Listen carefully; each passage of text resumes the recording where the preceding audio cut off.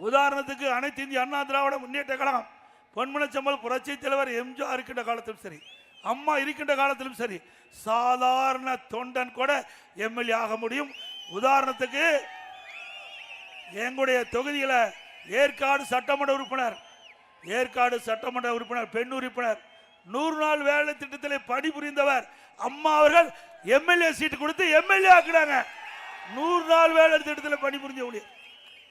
மீண்டும் 2021 அம்மா வெளியில வந்த அம்மாவுடைய அரசாங்கம் சரி, அண்ணா திமுக கட்சியும் சரி, அவருக்கு மீண்டும் ஏற்காட்டில் கொடுத்து மீண்டும் எம்எல்ஏ.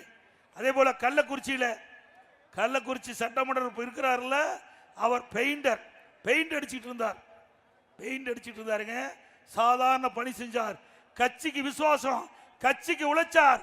அவர் பணம் காசு இருப்பதை பார்க்கல, அவருடைய உழைப்பை பார்த்தோம், அவர் விசுவாசத்தை பார்த்தோம், அவருடைய சேவையை பார்த்தோம்.